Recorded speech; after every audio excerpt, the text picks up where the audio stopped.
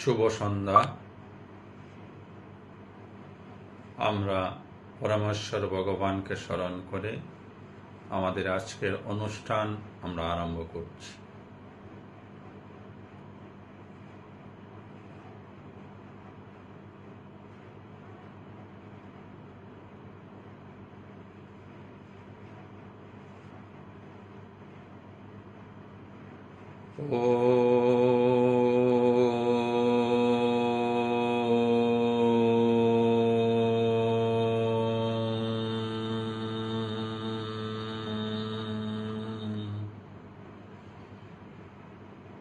শ্রী পরমাত্মনে নমঃ। আজকের এই অনুষ্ঠানে যুক্ত সবাইকে অনেক অনেক ধন্যবাদ, ভালোবাসা, শুভেচ্ছা এবং প্রণাম। গীতা আলোচনা শুরু করার পূর্বেই আসুন আমরা আমাদের স্বরূপ চিন্তন করি। আমরা সবাই যেন মনে মনে বলি, আমি শক্তিশালী আত্মা, আমি শক্তিশালী আত্মা, আমি দেহ নই, মন নই, বুদ্ধি নই, আমি নিত্য শুদ্ধ বুদ্ধ মুক্ত আত্মা, আমি সৎ চিৎ আনন্দময়। আমরা গতদিনে ফেসবুক লাইভ অনুষ্ঠানে গীতার 3য় অধ্যায়ের কর্মযোগ তার 1 নম্বর থেকে 5 নম্বর মন্ত্রটি পর্যন্ত আলোচনা করেছিলাম। আজ আমরা 6 নম্বর মন্ত্রটি থেকে আলোচনা শুরু করব। 5 নম্বর মন্ত্রটিতে ভগবান বলেছিলেন যে মানুষ কিছু মুহূর্তের জন্য কাজ বা কর্ম না করে থাকতে পারে না। প্রকৃতিজাত গুণের দ্বারা অবশ হয়ে মানুষ সারা জীবন ব্যাপী সব ধরনের কাজ করতে থাকে। ভগবান 6 নম্বর মন্ত্রে এসে বললেন কি করতে হবে,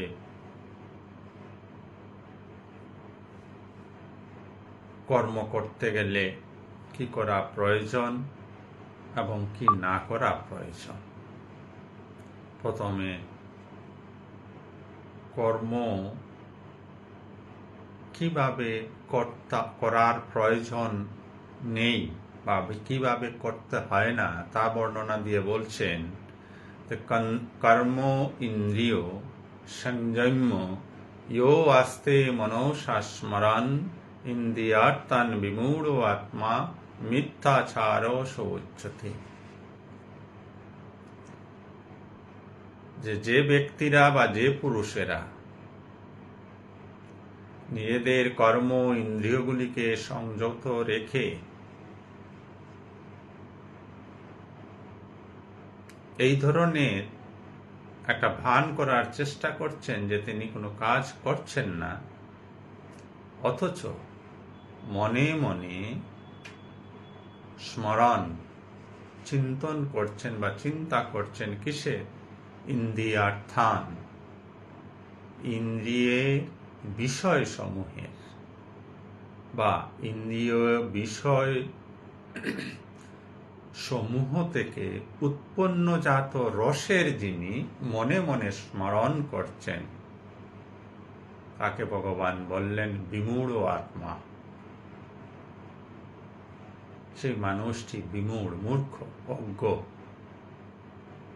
আর তাকে কি বলা হয়?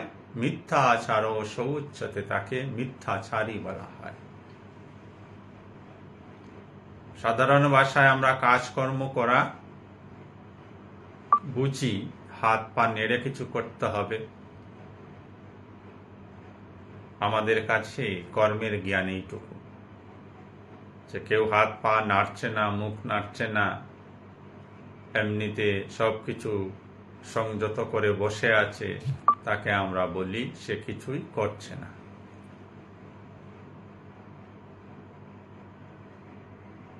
যে এইরকম বসে আছে, সমস্ত কর্ম ইন্দ্রিয়গুলো, হাত পা, বাক, মুখ, বাক মানে মুখ, উপস্থ পায়ু, এগুলিকে সংযত করে বসে আছে আর মনে মনে বিষয়ের রস আস্বাদন করছে, ইন্দ্রিয়জনিত বিষয়ের রস আস্বাদন করছে।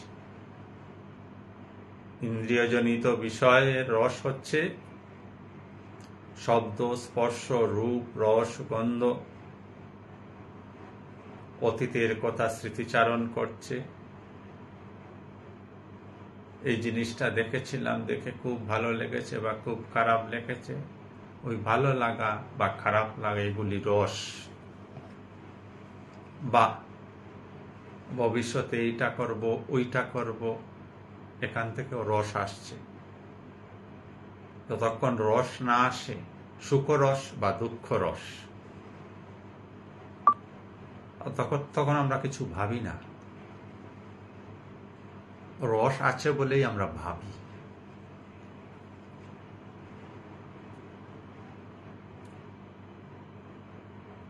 যে এই করব ভবিষ্যতে, অমুক কাজটি করব, অমুক জিনিসটি কিনবো, গাড়িটি কিনবো, গাড়ি কিনে গাড়িতে বসবো, অন্য লোক দেখে বলবে আমার গাড়ি আছে, কি কালার গাড়ি কিনবো, সাদা গাড়ি, সাদা কালারের না রেড কালারের না ব্লু কালারের, কোন কোম্পানির গাড়ি কিনবো, আমার স্ট্যাটাসের সঙ্গে মিলছে কিনা। এই যে সমস্ত ভাবনা চিন্তাগুলি আমরা রস পাই। এখানে চোখ বন্ধ, হয়তো বা আপনার চোখ বন্ধ হয়ে আছে, হাত পা কিছু নড়ছে না, কিন্তু চোখ দিয়ে ওই গাড়ির কল্পনা করছেন, গাড়ির রূপ দর্শন করছেন। মনোচক্ষু দিয়ে গাড়ির রূপ দর্শন করে বিভিন্ন ধরনের কথা ভাবছেন। এটাও কিন্তু কর্ম, মানসিক কর্ম। তো শারীরিক কর্ম না করেও কেউ যদি মানসিক কর্মের ধারা ইন্দ্রিয়ের বিষয়জনিত রস উপভোগ করতে থাকে, তাকে ভগবান বিমূঢ় বলেছেন, মূর্খ বলেছেন, অজ্ঞ বলেছেন এবং তৎসঙ্গে তাকে মিথ্যাচারীও আখ্যা দিয়েছেন। তো পারমার্থিক জগতে খুব সাবধান। লোক দেখানোর জন্য বা লোকের নিকট থেকে শ্রদ্ধা, সম্মান ইত্যাদি প্রাপ্তির আশায় আমরা যেন আধ্যাত্মিকতার অভিনয় না করি। মনে যা আছে সেই অনুসারে যেন ঈশ্বরকে ডাকি। কপটতা যেন না করি, নিজের সঙ্গে নিজে যেন প্রতারণা না করি।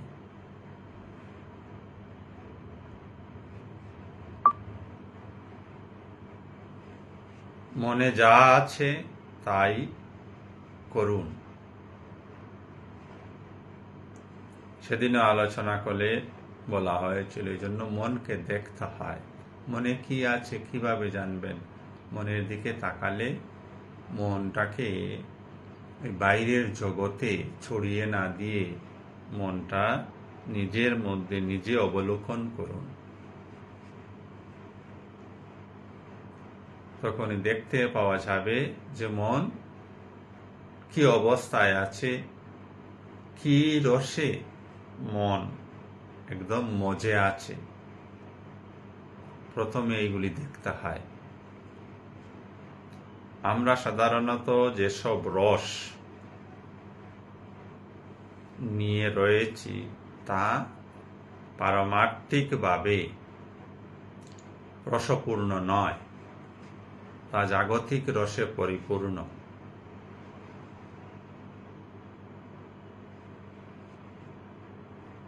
আর জাগতিক রস সুখ দুঃখ নিয়েই রয়েছে, ভালো মন্দ নিয়ে রয়েছে, জয় পরাজয় নিয়ে রয়েছে। তো ওইগুলিকে দেখতে হবে প্রথমে, মন কি অবস্থায় আছে। মনকে দেখার অভ্যাস শুরু করলেই মন ধীরে ধীরে ওই বিষয়জনিত রস উপভোগ করা থেকে বিরত হবে, আর তখনই প্রকৃত পারমার্থিক জ্ঞান লাভ করতে আমরা সমর্থ হব। তার পরবর্তী মন্ত্রে এসে ভগবান উপদেশ দিচ্ছেন আমাদেরকে, যত ইন্দ্রিয়ানি মনসা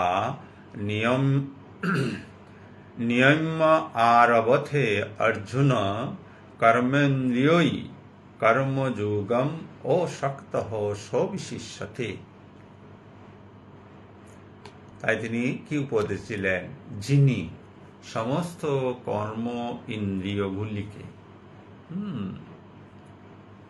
সমস্ত জ্ঞান ইন্দ্রিয়গুলিকে মনের দ্বারা সংযত করে,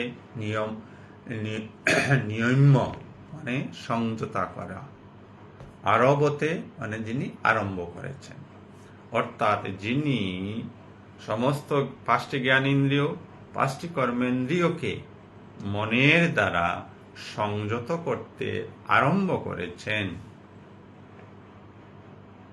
তিনি কর্ম ইন্দ্রিয়ই কর্মযুগম, তিনি এই কর্ম ইন্দ্রিয়গুলির দ্বারা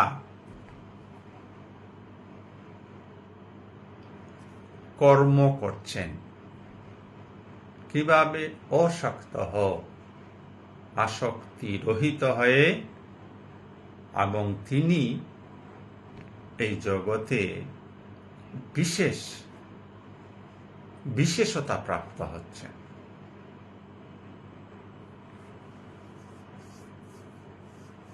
উপদেশটা কি? সংযত করতে হবে জ্ঞান ইন্দ্রিয়গুলিকে রস উপভোগ করা থেকে। কিভাবে সংযত করা? মনের দ্বারা। মনের দ্বারা রস উপভোগ করা থেকে সংযত হয়ে কর্ম ইন্দ্রিয়গুলির দ্বারা কাজ করুন।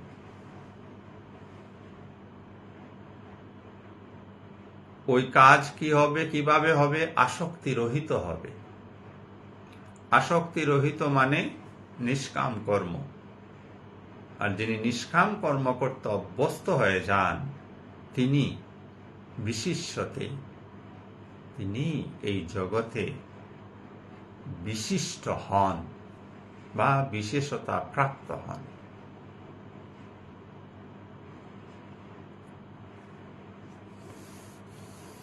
তো কাজ আমরা সবাই করছি। মনে রাখতে হবে গীতার কথা, কাজ না করে উপায় নেই, কাজ সবাইকে করতে হবে। কাজ কেন করছি? প্রকৃতিজাত গুণের দ্বারা অবশ্যই কাজ করছি। যে কোনো কর্ম আপনি করছেন, তা করার কারণ হচ্ছে আপনার মধ্যে যে প্রকৃতিজাত গুণ রয়েছে, অর্থাৎ 17তম গুণ, যে গুণের প্রভাব যত বেশি, সেই গুণের প্রভাব অনুসারে প্রতিটা মানুষ কাজ করছে। ভাত খাওয়া থেকে শুরু করে জলপান,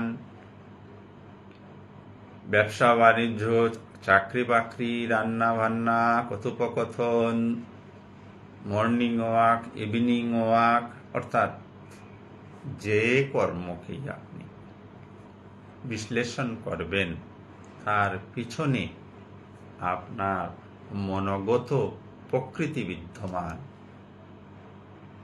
আর ওই প্রকৃতির দ্বারা প্রভাবিত হয়ে অবশভাবে, অসহায়ভাবে আমরা সবাই কর্ম করছি। কেউ আমাদেরকে তাড়না করে না, এই কাজটি করো, ওই কাজটি করো। কেউ বলেনি সকালবেলা উঠে দাঁত ব্রাশ করো, সবাই দাঁত ব্রাশ করেছি। কেউ বলেনি সকালবেলা আমাদেরকে বাথরুমে যেতে, স্নান করতে, এগুলি কেউ বলেনি।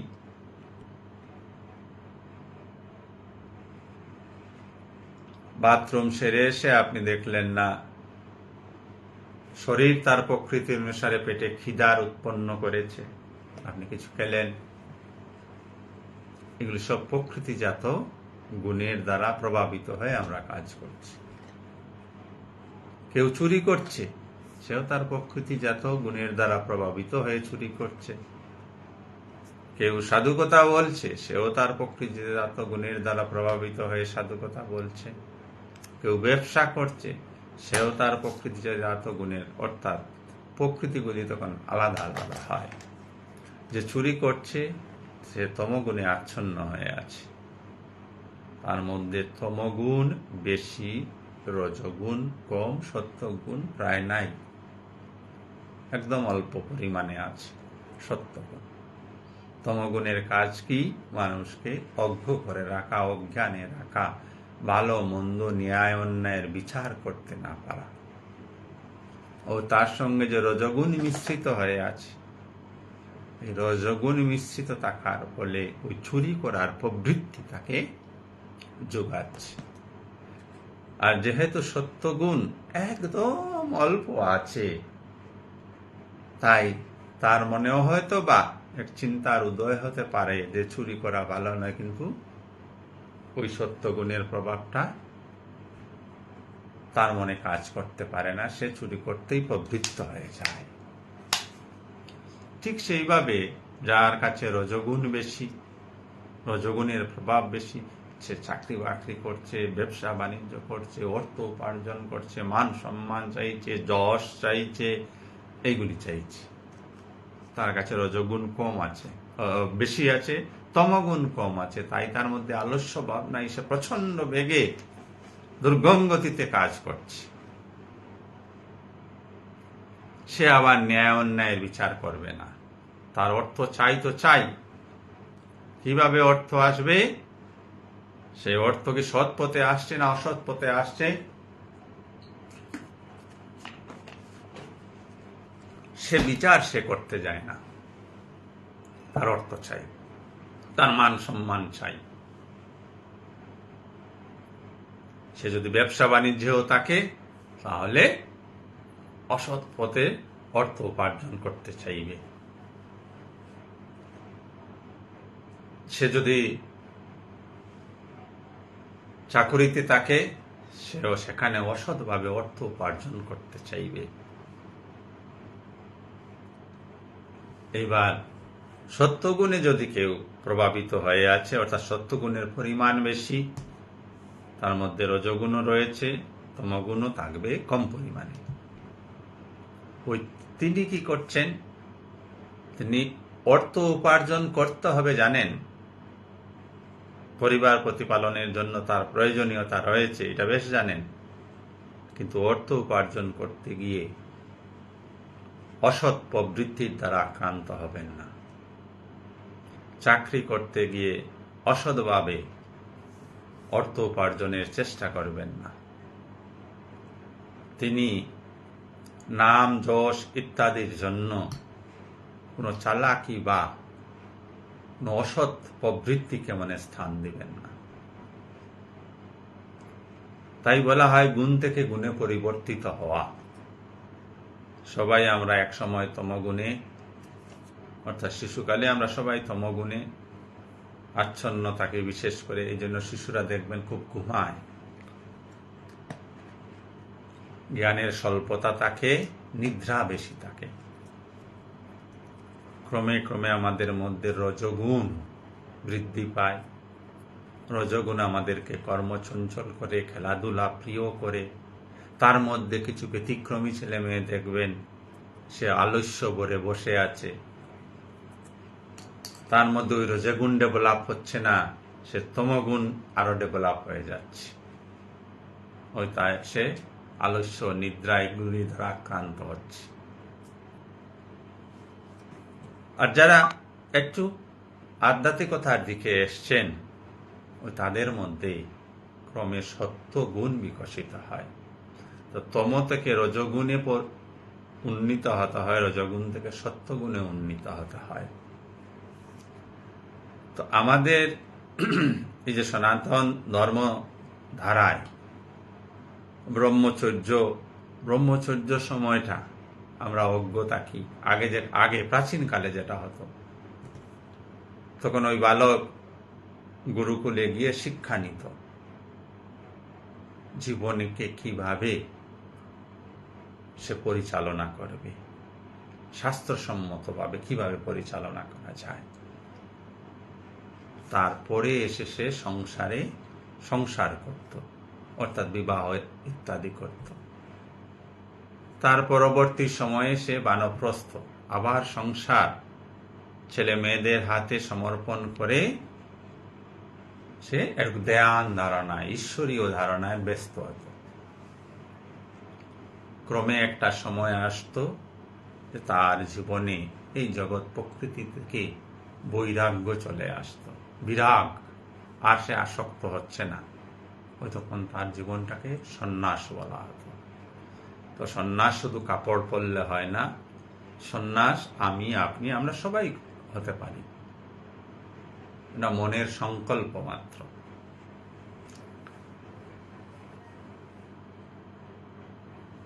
তো আগে ভগবান বললেন যে ধর্মের ভান করে বা অভিনয় করে যারা মনে মনে ওই ইন্দ্রিয়জাত বিষয়ের রস উপভোগ করতে থাকেন, তাদেরকে মূর্খ বললেন এবং তারা মিথ্যাচারী। পরবর্তী মন্ত্রে এসে ভগবান 7 নম্বর মন্ত্রে এসে বললেন যে এর জন্য প্রয়োজন হয় মনকে বা মনের দ্বারা ইন্দ্রিয়গুলিকে সংযত করা। কোন ইন্দ্রিয়গুলিকে? জ্ঞান ইন্দ্রিয়গুলি, যেগুলি জগৎ থেকে রস আস্বাদন করে, ওইগুলিকে সংযত করে হাত পা ছুড়ে কাজ করতে থাকো। সেই কাজে আসক্তি আসবে না। যারা এইভাবে কাজ করেন তারাই এই পৃথিবীতে বিশিষ্ট ব্যক্তি হন। তো আমরা তার পরবর্তী মন্ত্রের দিকে অগ্রসর হচ্ছি, কিভাবে কাজ করতে হবে। ভগবান 8 নম্বর মন্ত্রে এসে বললেন, নিয়তম কুরু কর্ম, নিয়তম কুরু কর্ম তম কর্ম যায় হি অকর্মণ শরীর যাত্রাপি চ তেন প্রসিদ্ধেত অকর্মণঃ। বললেন নিয়তম, নিয়তম মানে শাস্ত্রে উক্ত বা শাস্ত্র নির্দেশিত। বলুন, নিয়তম শব্দের অর্থ হচ্ছে শাস্ত্র নির্দেশিত। নিয়তম কর্ম, নিয়তম কর্ম মানে শাস্ত্র নির্দেশিত কাজ বা কর্ম। শাস্ত্র কখনো বলেন নাই চুরি করো, মিথ্যা কথা বলো, অন্যকে প্রতারণা করো, অন্যকে অকারণে হিংসা করো, অন্যকে অকারণে মেরে ফেলো, এগুলি বলেননি। এইগুলি তো হচ্ছে পৃথিবীতে। একে অন্যকে ঠকাচ্ছে, একে অন্যকে মারছে,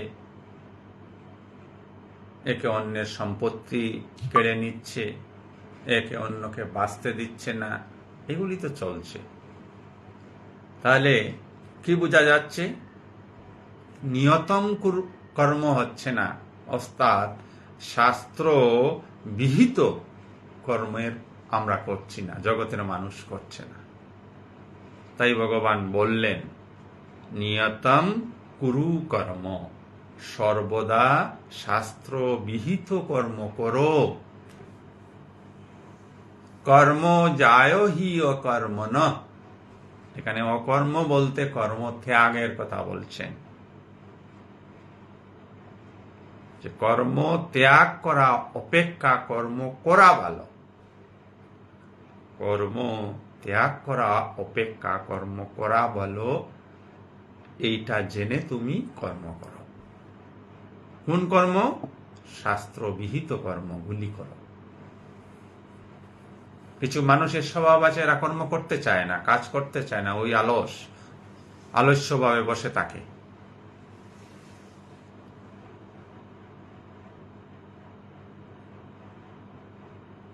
তাই ভগবান বললেন শাস্ত্রীয় কর্ম সর্বদা করো। আর জেনে রাখো, কর্ম না করার চাইতে কর্ম করা শ্রেষ্ঠ। কেননা কর্ম না করলে কি হবে? শরীর যাত্রা আপি, এই শরীরকে বা এই দেহ ধারণ বা এই শরীর রক্ষা করা সম্ভব নয়। কর্ম না করলে অর্থ উপার্জন হবে কিসে থেকে? আর অর্থ উপার্জন যদি করতেই না পারেন, তাহলে আপনার নিজ শরীর এবং এই শরীর থেকে সৃষ্ট হওয়া যে পরিবার, তাকে প্রতিপালন কিভাবে করবেন? তাই ভগবান বললেন সর্বদা শাস্ত্রবিহিত কর্ম করো। আর জেনে রাখো, কর্ম না করার চাইতে কর্ম করা শ্রেষ্ঠ। কেননা কর্ম না করলে এই দেহ রক্ষা করা যাবে না।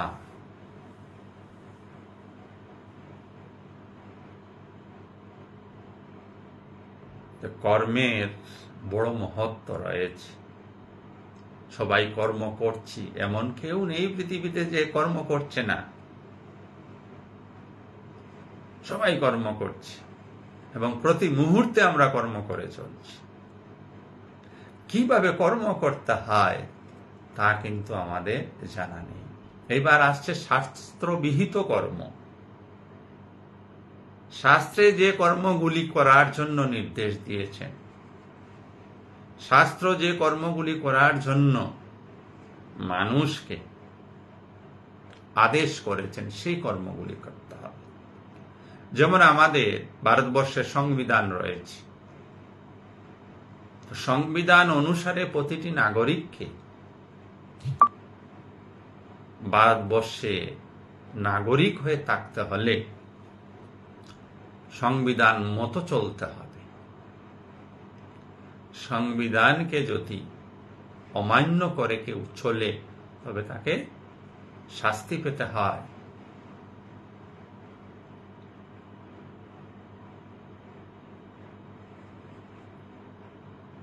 সংবিধান তো লিখিত এবং তার বিচারের জন্য ব্যবস্থা রয়েছে, বিচার ব্যবস্থা রয়েছে। তথাপিও মানুষ সংবিধানের অমান্যতা করে, তাই আদালতে ভুরি ভুরি কেস চলছে। মানুষ শাস্তিও পাচ্ছে, ফাঁসি হচ্ছে, যাবজ্জীবন কারাদণ্ড হচ্ছে।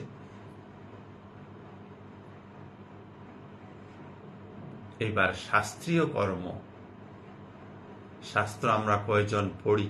প্রথম, শাস্ত্র বিষয়ক জ্ঞান আমাদের কতজনের আছে? গীতা নামক একখানা গ্রন্থ আছে, হিন্দু যারা তারা জানেন, মুসলিমরা জানেন কুরআন নামক একটি গ্রন্থ আছে, খ্রিস্টানরা জানেন বাইবেল নামক একটি গ্রন্থ আছে, বুদ্ধিস্টরা জানেন ত্রিপিটক নামে একটি গ্রন্থ আছে। পড়ছেন না কেউ, অধ্যয়ন কেউ করছেন না। অধ্যয়ন না করার ফলে ওই শাস্ত্র বিহিত কর্ম কোনটি তার জ্ঞান হচ্ছে না। Point number 1। পয়েন্ট নাম্বার 2, শাস্ত্রবিহিত কর্ম না করলে সমাজ আপনাকে কোনো শাস্তি দিতে পারছে না। শাস্ত্রবিহিত কর্ম না করলেও সমাজ আপনাকে কোনো শাস্তি দিতে পারছে না। কেন? এই জন্য শাস্ত্রবিহিত কর্ম এখানে বুঝে নিন ভালো করে, আবার যেন আমরা বুঝি। শাস্ত্রবিহিত কর্ম হচ্ছে, সাপোজ আপনার এই সংসার প্রতিপালন করা আপনার দায়িত্ব এবং কর্তব্য, তার জন্য আপনাকে অর্থ উপার্জন করতে হবে। আপনি অর্থ উপার্জন করছেন না, অথচ আপনার স্ত্রী পুত্র রয়েছে, এটা কিন্তু শাস্ত্রবিহিত হচ্ছে না। আপনাকে কাজ করতে হবে, পরিবারকে প্রতিপালন করতেই হবে। শাস্ত্রীয় কর্ম হচ্ছে ঈশ্বরকে স্মরণ রেখে সমস্ত কাজ করা। আমরা কি ঈশ্বরকে স্মরণ রেখে সমস্ত কাজ করি? বা ঈশ্বরকে সমর্পণ করে সমস্ত কাজ করা, আমরা কি তা করি? আমরা তা করি না। এই যে আমরা করি না, তার শাস্তি দেওয়ার মতো কেউ নেই। এবার ভারতবর্ষে জাতীয় পতাকাকে যদি আপনি পদদলিত করেন, সঙ্গে সঙ্গে পুলিশ এসে আপনাকে হাজতে পুরে দেবে।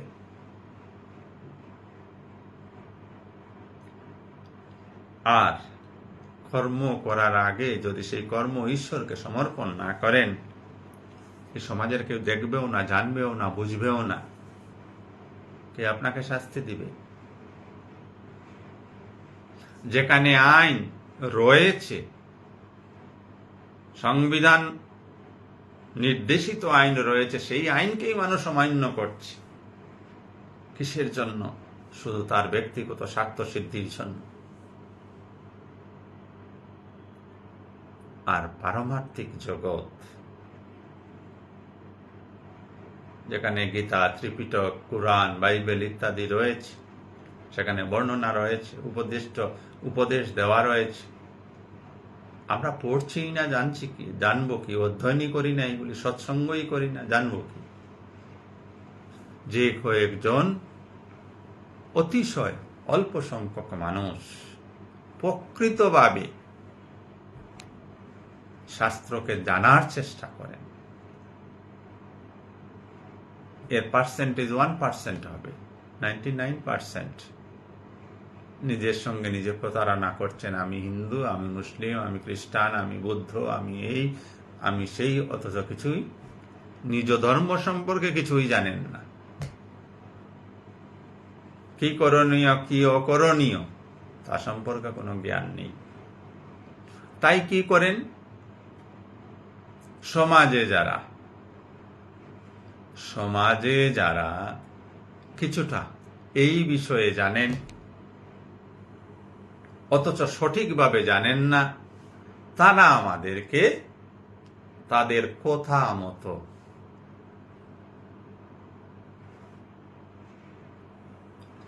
চালানোর জন্য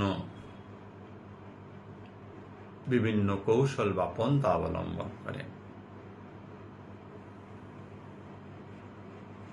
কারণ অনেক সমস্যা আমাদের জীবনে আসে, যে সমস্যাগুলিকে আমরা জাগতিকভাবে সমাধান করতে বা সক্ষম হই না। তখন আমরা কি করি?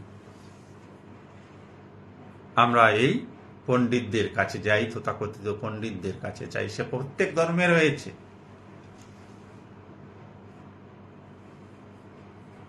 তার শাস্ত্র বিষয়ে কিছু জ্ঞান আছে, যথার্থ জ্ঞান নেই। তিনি যেভাবে উপদেশ করছেন আমরা এভাবে শুনছি, প্রতিবাদ করতেও পারছি না, বা তার কথাকে অমান্যও করতে পারছি না। ভয় আছে, ভয়। ঈশ্বর সম্পর্কে আমাদের একটি ভয় সবার রয়েছে।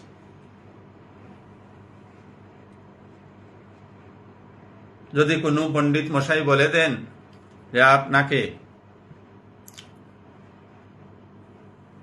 ওই অমাবস্যার রাত্রে অমুক জায়গায় অমুক গাছের নিচে 5টি মোমবাতি জ্বালাতে হবে, আপনি বাধ্য হয়ে যাবেন। পুনর্বিচার করার পর্যন্ত সময় থাকবে না বলে কেন জানাবো? আপনি যে অশান্তির মধ্যে রয়েছে, যে সমস্যার মধ্যে রয়েছে, তার নিদান চাইছেন। নিদান হিসাবে তিনি এই কাজটি আপনাকে দিলেন, আপনি করে ফেলবেন। আদৌ কি ইহার কোনো প্রয়োজনীয়তা আছে? না, কোনো প্রয়োজনীয়তা নেই। ওই তথাকথিত সমাজ এগুলি মানছে, আমিও মানছি, বাস চলছি। সমাজের সমস্ত প্রথাগুলি শাস্ত্রসম্মত নয়, শাস্ত্রের অপব্যাখ্যা করা হয়েছে, ওইগুলি বুঝতে হবে। প্রত্যেক ধর্মই তার এক গ্রন্থ রয়েছে, ধর্মগ্রন্থ রয়েছে। প্রত্যেক ধর্মাবলম্বী মানুষ যদি তার ধর্মগ্রন্থকে প্রকৃত শ্রদ্ধা, নিষ্ঠা এবং ভক্তি সহকারে অধ্যয়ন করে, চর্চা করে, সে ভালো মানুষ হবেই, তাকে আটকানো যাবে না। কিন্তু আমরা শাস্ত্রের দ্বারস্থ হতে চাই না। কেন চাই না? সঙ্গে সঙ্গে আমাদের মনে উদাহরণ চলে আসে, পাশের বাড়ির লোকটাও তো শাস্ত্রের ধার ধারে না, আর শাস্ত্রের ধার যখন ধারছে না, আমি কেন ধারবো? আর যদি কোনো বিপদ আপদ চলে আসে, তাহলে তো পণ্ডিতরা আছেন, তাদের কাছ থেকে সমাধান নিয়ে নেব।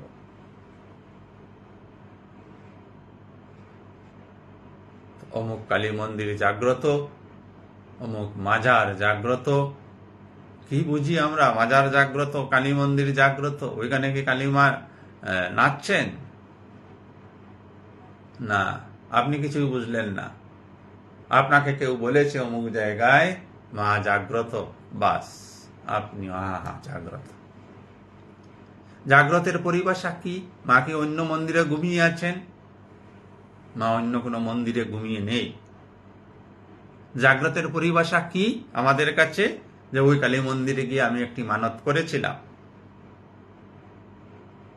যে আমার মেয়েটির বিয়ে হয়ে যাক, 3 মাসের মধ্যে আমার মেয়ের বিয়ে হয়ে গেল, মা জাগ্রত। এই হচ্ছে মা জাগ্রতের পরিভাষা আমাদের কাছে। অর্থাৎ আমার চাওয়া পাওয়া, যে দেবী বা দেবতার মন্দিরে, যে মাজারে, যে গির্জায় সমাধান হয়ে যায়, তাকেই আমরা জাগ্রত বলে ভেবে নেই। তার জন্য হয় নাই। ওই কালী মার কাছে মানত করার জন্য আপনার মেয়ের বিবাহ হয় নাই।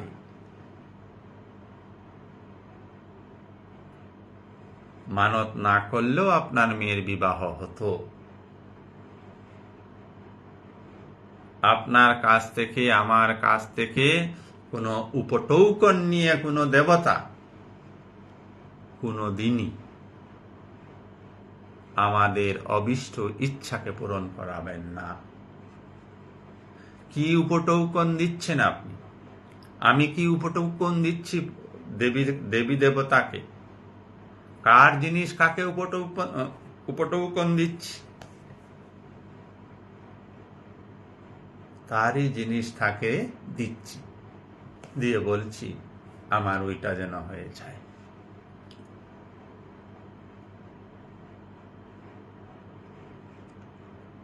মানত যে করছেন বা মানত যে আমরা করছি, পূজা দেব এই দিবস, এই পূজার সামগ্রীগুলি কার, কোথা থেকে এসছে? আমরা বলবো টাকা দিয়ে কিনেছি। টাকা দিয়ে যদি কিনেছেন, কোনো গাছ থেকে কোনো একটা আপেল পাড়বেন না, আপনি টাকা দিয়ে একটা আপেল তৈরি করে নিন। টাকা দিয়ে একটা আপেল তৈরি করে নিন, টাকা দিয়ে একটি আম তৈরি করে নিন। পারবেন কি? পারবো কি আমরা? না, পারব না। সেই পরম পিতা এগুলি সৃষ্টি করে রেখেছেন, আর ওই পরম পিতার কাছে ওইগুলি দিচ্ছি আমরা, দিয়ে বলছে আমি দিয়েছি। আপনি একজনের কাছ থেকে জিনিসটা নিয়েছেন, যে বাজারে বিক্রি করছে, টাকার বিনিময়ে শুধু তার কাছ থেকে কিনেছেন, কিন্তু মূল ওই আমটা এসছে কোথা থেকে? কোনো মানুষের সৃষ্টি তাহা না, আপনার সৃষ্টি না আমার সৃষ্টি, কারো সৃষ্টি নয়, ঈশ্বরই সৃষ্টি করে রেখেছে। আবার ঈশ্বরকে আমরা ঘুষ দিতে চাই কেন? আমাদের মধ্যে এই প্রথাগুলি প্রচলিত হয়ে আছে, যেহেতু আমরা এইভাবে ধাতস্থ হয়ে আছি। প্রত্যেক মন্দিরে দেবতা, দেবী দেবতা জাগ্রত, যদি আপনি জাগ্রত থাকেন, আপনার মন জাগ্রত থাকে, প্রত্যেক মন্দিরে দেবী দেবতা জাগ্রত, প্রত্যেক জায়গায় সমস্ত প্রাণী মধ্যে সেই একই পরমাত্মা রয়েছেন। কোন বিশেষ মন্দিরে, কোন বিশেষ গির্জায়, কোন বিশেষ মসজিদে, কোন বিশেষ মাজারে তিনি নেই।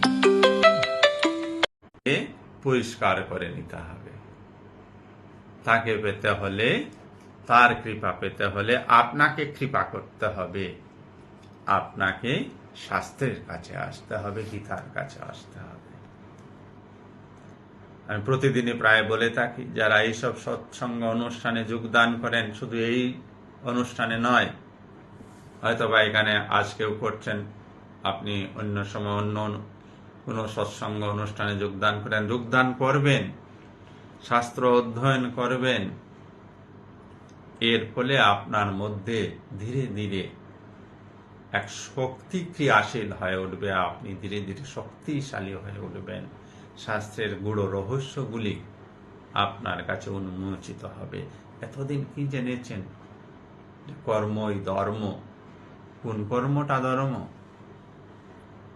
মানুষের গলা কাটা কি ধর্ম? মানুষের জিনিস চুরি করা কি ধর্ম? এটাও তো কর্ম। চুরি করাও কর্ম, গলা কাটাও কর্ম, এটাও কি ধর্ম? মানুষকে ঠকানো, এটাও একটি কর্ম, এটাও কি ধর্ম?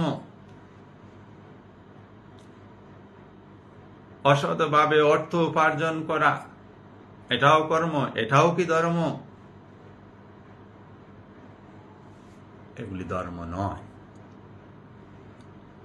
জেনে এসছি কি কর্মই ধর্ম।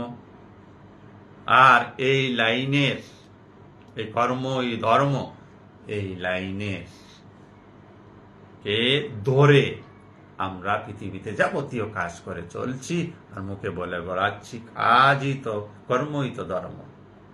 গীতার বাণী আমাকে শুনতে হবে না, শাস্ত্র আমাকে পড়তে হবে না, পূজা উপাসনা করার আমার এখন সময় নেই, কর্মই আমার ধর্ম।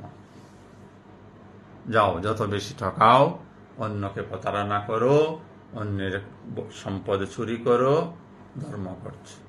ধর্ম হচ্ছে কি? হচ্ছে না। আর আমরা বিচার করতে চাই না। বিচার করতে চাই না, না, বিচার করার মতো জ্ঞানের প্রয়োজন না। তো জ্ঞানী তো আমাদের কাছে নেই। আপনি কোনো জিনিস, কোনো বস্তু, কোনো ব্যক্তিকে কিসের দ্বারা বিচার করেন? আপনার অভিজ্ঞতালব্ধ জ্ঞানের সাহায্যে।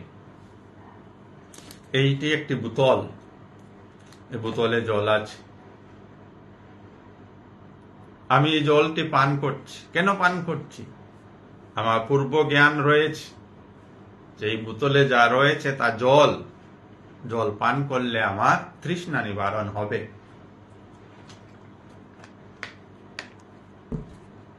তাই আমি এই বোতলের জল পান করলাম। পূর্ব লব্ধ যদি অভিজ্ঞতা না থাকে, জ্ঞান না থাকে, বিচার করা যাবে না। শাস্ত্র সম্পর্কে আমাদের বিশেষ কোনো জ্ঞান নেই। বিশেষ বলতে কি, কোনো জ্ঞানই নেই। যে জ্ঞান আছে তাও আবার ভুলভাল। ওই কর্মই ধর্ম, ওই রকম জ্ঞান আছে। কেউ যদি উল্টা প্রশ্ন করে, বাবা কোন কর্ম ধর্ম, তখন আমরা হা করে দেব। তখন কি বলবো?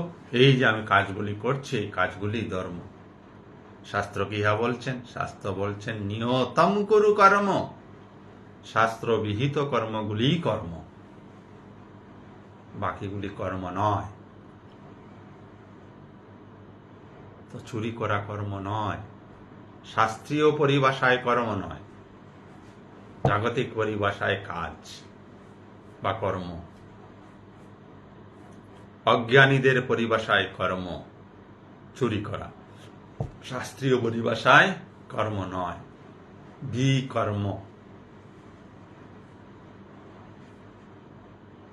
কাউকে ঠকানো কর্ম নয়, বিকর্ম।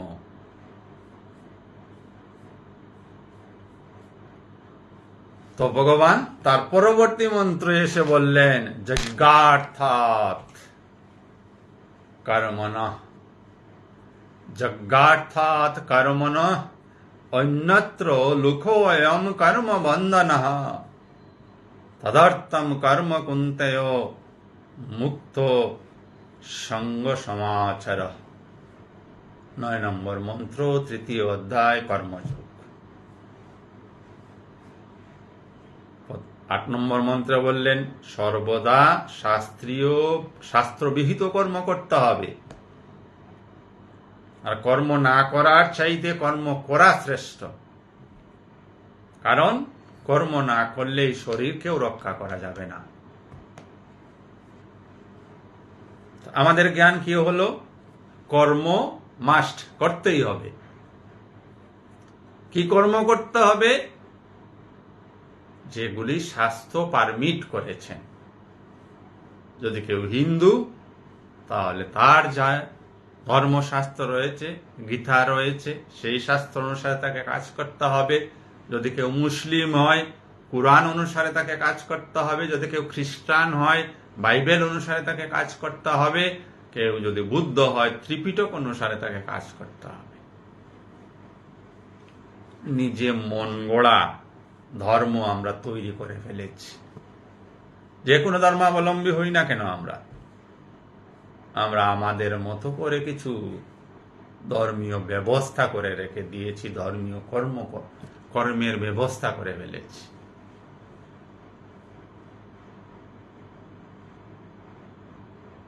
এগুলি কেন করেছি? আমাদের সুবিধার্থে। এইটুকু হলে সুবিধা, এইভাবে হলেই সুবিধা।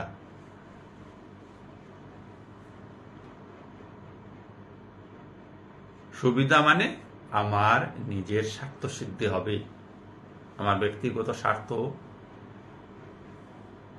সিদ্ধি হবে, এই জন্য আমরা এইভাবে করে ফেলেছি। আমরা ওই ধর্মগ্রন্থগুলির কাছে আসি না, এগুলি ঠিকা দিয়ে রেখেছি তথাকথিত পণ্ডিতদের। তারা এগুলি দেখবেন, তারা যা কিছু বলবেন তো আমরা এইভাবে করে দেব। ইংল্যান্ডে এক সময় ইন্ডালজেন্স বিক্রি হতো। দুনিয়ার যত পাপ করে নাও, এত টাকার বিনিময়ে এই স্বর্গ যাওয়ার কার্ড কিনে নাও, তুমি স্বর্গে চলে যাবে। শিক্ষিত মানুষরা, তথাকথিত শিক্ষিত, ভৌতিক শিক্ষায় শিক্ষিত, জাগতিক শিক্ষায় শিক্ষিত মানুষরাও এগুলি কিনেছে। আজও যদি কেউ বলে, টিভির পর্দায় দেখবেন 2000 টাকা দিন, তোমারা সব পাপ হামলে লেগা। আর এগুলি ট্রান্সফার হয় না। কেউ আপনার পাপ নিতেও পারে না, কেউ আপনার পুণ্যও নিতে পারবে না। এগুলি ট্রান্সফারেবল নয়, এগুলি কোনো মুভেবল প্রপার্টি নয়। এগুলো প্রত্যেকের আন্তরিক বিষয়। আপনার যদি দাঁতে ব্যথা হয়, অন্য কি আপনার দাঁত ব্যথাটা নিয়ে নেবে? যদি নিতে না পারে, তাহলে আমরা কেন মূর্খের মতো ওই তথাকথিত পণ্ডিতদের কথায় বিশ্বাস করে বসি? আপনার পেটে যদি খিদা পায়, পণ্ডিত মশাই খেলে কি আপনার পেটের খিদা নিবৃত্ত হয়ে যাবে? মুঠেই নিবৃত্ত হবে না। সে কথা তো আমরা বেশ বুঝি, কিন্তু যখনই ঈশ্বরের কথা আসে, সৃষ্টিকর্তার কথা আসে, জীবনের কথা আসে, আমরা ওই ধর্মীয় পণ্ডিতদের, তথাকথিত পণ্ডিতদের কথা বিশ্বাস করে ফেলি, যাচাই করার চেষ্টা করি না। চেষ্টাই জন্য করি না, আমি তো জানি না, আমি ডাক্তারই জানি না, তাই আমার পেটের ভিতরে কি অসুখ হয়েছে তা আমি কেমনে যখন জানবো? ডাক্তার যা বলবেন তাই আমি করি। কিন্তু এখানে আমরা আবার হুঁশিয়ার আছি সবাই। এক ডাক্তার যদি বলেছেন পেটে এই গন্ডগোল হয়েছে, আমরা আরেকজনের কাছে যাই, সত্যি কি হয়েছে, তারপরে আরেকজনের কাছে যাই, যদি তিনজন বলে না এটাই হয়েছে রোগ, তারপরে আমরা চিকিৎসা করানোর চেষ্টা করি। আদারওয়াইজ করি না। এইটুক তো জ্ঞান বা বুদ্ধি আমাদের হয়ে গেছে, কিন্তু জীবনকে যখন বুঝতে হয়, মনকে যখন স্টাডি করতে হয়, জীবনের সমস্যাগুলিকে যখন নিরাময় করতে হয়, তখন আমরা এই ভার অন্যের উপর ত্যাগ করে দিই। উনি করবেন কেন? যদি উনি খেলে আপনার পেট ভর্তি না হয়, খিদা নিবৃত্তি না হয়, তাহলে উনিও আপনার জীবনে কোনো সমস্যাকে সমাধান করতে পারবেন না। এফিশিয়েন্ট ডাক্তার, নলেজেবল ডাক্তার আপনার শারীরিক রোগের চিকিৎসা করতে পারেন। ঠিক তদ্রূপভাবেই এই শাস্ত্র আপনার মনের চিকিৎসা করতে পারেন, আপনার জীবনের সমস্যাগুলির চিকিৎসা করতে পারেন।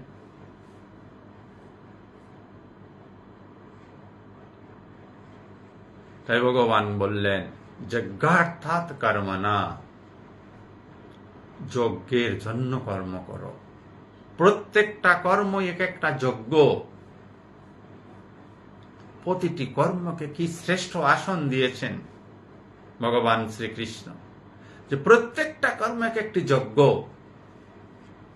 যজ্ঞ মানে কি? নিজেকে আহুতি দেওয়া, কর্মের মধ্যে নিজেকে আহুতি দিয়ে দেওয়া।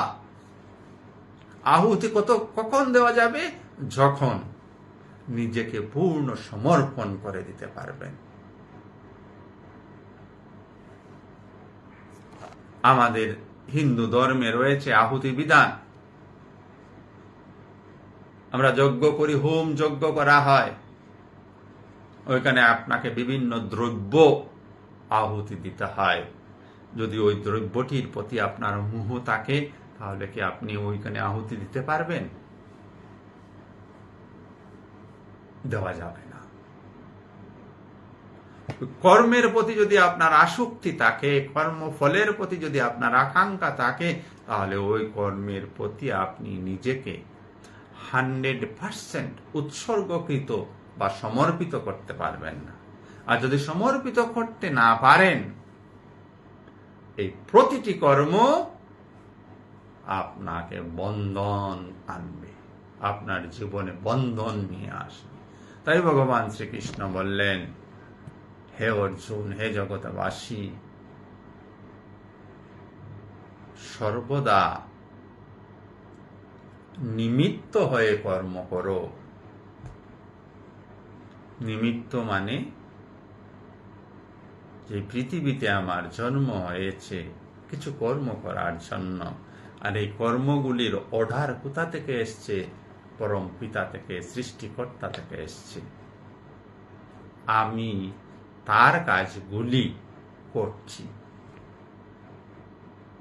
এই হচ্ছে নিমিত্ত। আমি কিচ্ছু করছি না, আমি ঈশ্বর আমাকে কিছু কাজ করতে বলছেন, আমি সেই কাজটি করছি। ওই কাজে কি হবে?